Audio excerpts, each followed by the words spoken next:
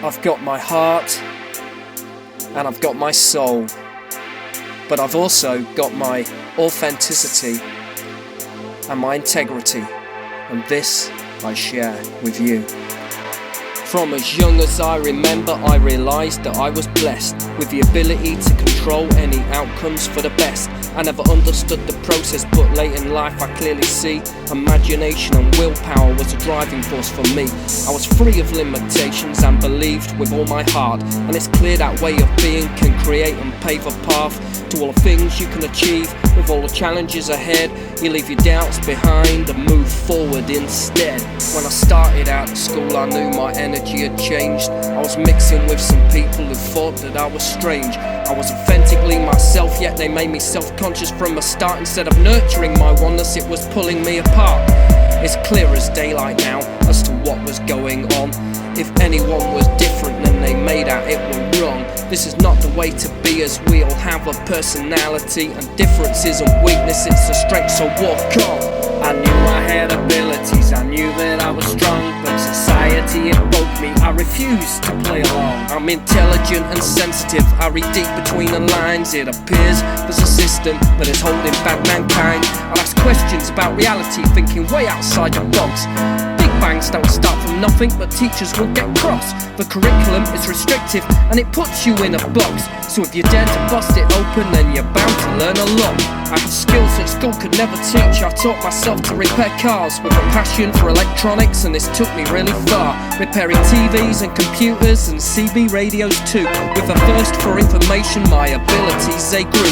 Whatever I believed in, visions they were strong.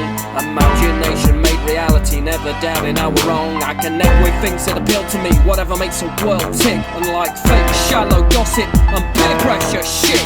I was 6 years old when I started playing the guitar. It's a language I could feel and hear, so the music took me far.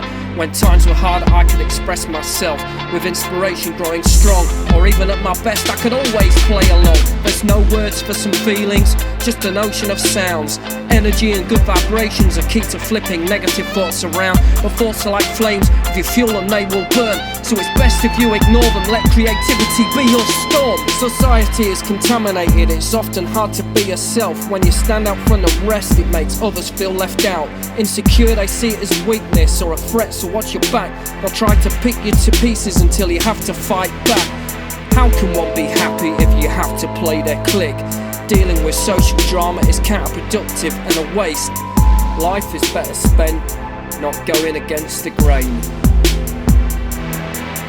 When I turned 14 years in 94, I simply had enough. I rebelled against the system and my enemies, they backed off. Cause even they had realised I had an inner strength.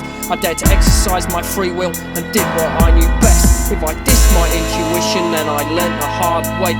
Best avoiding situations that led me astray. Trying to exercise my sovereignty, it was hard, it was tough.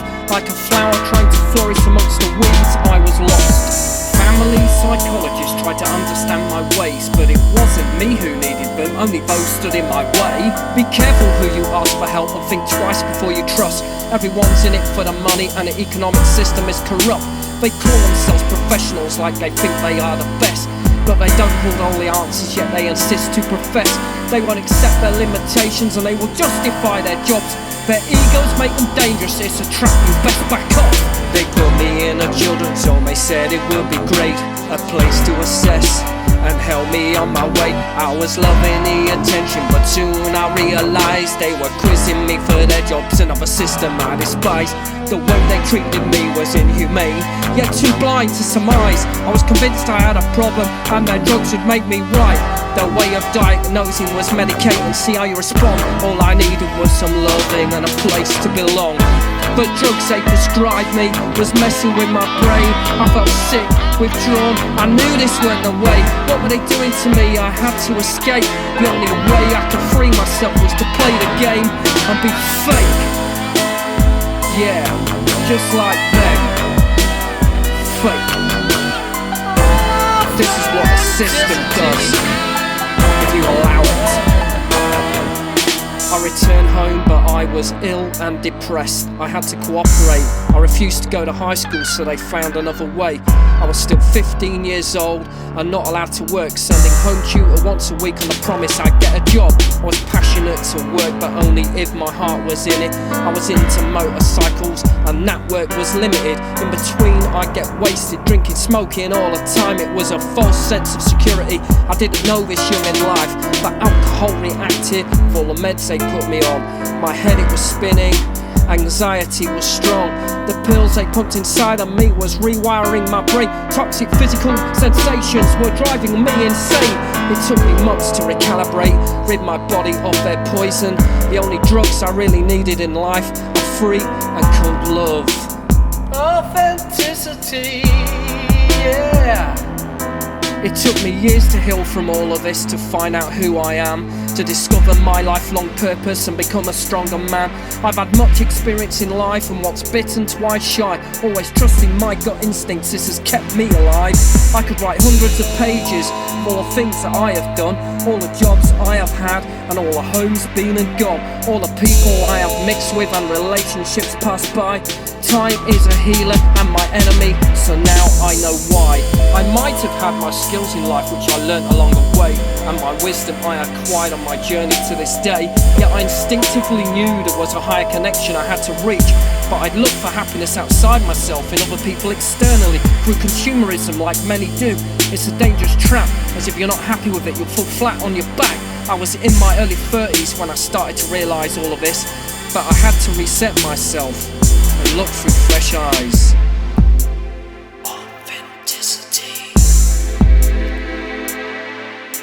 Sometimes it pays to disconnect for a while. 4 years I took a backseat, self-promotion, it goes wrong, but I honour my abilities and talents, they are strong. I will share my true life story and the art which I create. Everything I write is honest and I speak with all my heart. This is a little snippet of my childhood to this day. I was born in 1980, so I've come a long way. My name is Jamie Zarfas, you can call me Jamie Z, but I don't need an alter ego, what you get is purely me. I've no desire to be famous, I don't desire to be rich, cause money won't buy my true happiness. But if the cash flows my way, then I've truly earned it. My richness is my heart. There's a reason I accomplish things, I do it for myself. I always trust my gut instinct instead of someone else. My radar's hypersensitive, keeping users far away. I can't stand fake people, and I avoid them like the plague. Even relatives have dissed me, it's their problem anyway. I used to take it all to heart, but now I understand their ways. There's a reason for everything, it's best to empathise. The bitterness they dishing out is a reflection of their lives. People have tried to capitalise off my music and my skills, but I come to ask for favours, making out that we're great pals. They believe that's what friends are really for some mutual exchange, so it's them who need me and not the other way. They can't just call or visit, taking interest out of love. There's always a condition, always wanting something done. I do most things for myself and rely on people over less. It's simple and easy with minimal stress.